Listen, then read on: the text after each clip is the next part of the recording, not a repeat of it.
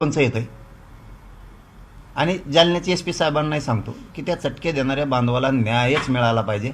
गरिबाच्या लेकराला तुम्ही चटके देता म्हणजे त्याला न्याय मिळाला पाहिजे. त्याच्यावरती अन्याय झाला आहे. स्थानिक पी आयनं आणि एस पी साहेबांनी जेवढे चटके द्यायला होते, बघा बरं का, जेवढे चटके द्यायला होते ते पुरे आरोपी केले पाहिजे. आणि ही मागणी छगन भुजबळने सुद्धा केली पाहिजे. जेवढे होते तेवढे. तो हे पाहुणे आहेत म्हणून बाजू सरकायचं नाही छगन भुजबळने, कुणी असो त्याच्यात. आणि हे लक्षात मात्र स्थानिक पीआयने लक्षात ठेवावं आणि एस पी साहेबांनी सुद्धा की जेवढे होते त्या बांधवाला बिचाऱ्याला चटके द्यायला ते सगळे आरोपी झाले पाहिजेत. हो, कोणी त्याच्यातून सुटता कामा नाही.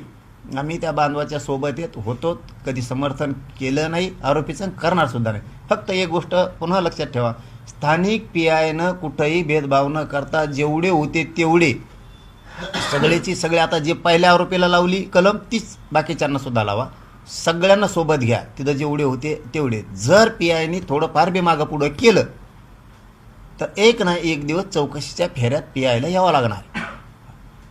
जातीवाद करायचा नाही.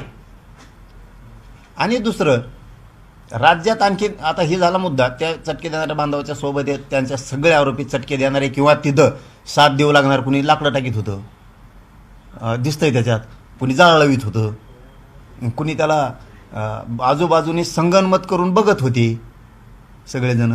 मग काही जण चटके देत होते. त्याच्या बाजूचे तिथं असते तर धरलं असतं, हे नका करू ते नका करू.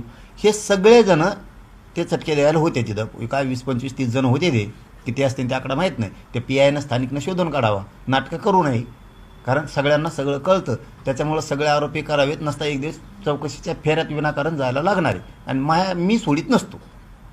त्यामुळे चटके देणाऱ्या बांधवाला तो न्याय मिळाला पाहिजे. ही बाजू एक पक्की. आरोपीचं समर्थन केलं नाही, करणार. दुसरं, त्या गृहमंत्रालयानं, मुख्यमंत्र्यानं, उपमुख्यमंत्री शिंदेसाहेबानं तो महादेवाच्या पिंडीवरती बसलेला आणि नंदीदेवाच्या मागून बसलेला त्याचा शोध आणखीन तुमची पोलीस यंत्रणा घेत नाही आहे. ह्यो नेमका कुठला आहे? पोलीस प्रशासनाकडून त्याचा तपास होणं गरजेचं आहे. त्याच्यावर गुन्हा दाखल होणं गरजेचं आहे.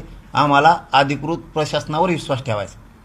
जर तुम्ही हे केलं नाही तर याला मग आता आमच्या भाषात आम्ही नंतर सांगू काय करायचं.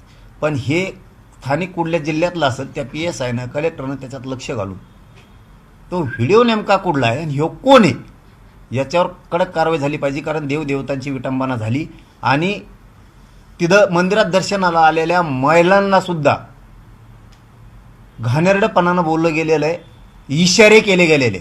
लक्षात ठेवा, सरकारनं डाग लागन असं वागू नये. स्थानिक पी एस आयनं, स्थानिक त्या जिल्ह्यातला कोणचे एस पी असतील त्यांनी जरा, तिथं पालकमंत्री कोण आहे त्यांनी जास्त करून लक्ष ठेवणं गरजेचं आहे. कोणत्या जिल्ह्यातला व्हिडिओ आणि याला शोधून जेर बंद करणं गरजेचं आहे सापडून द्या. दुसरं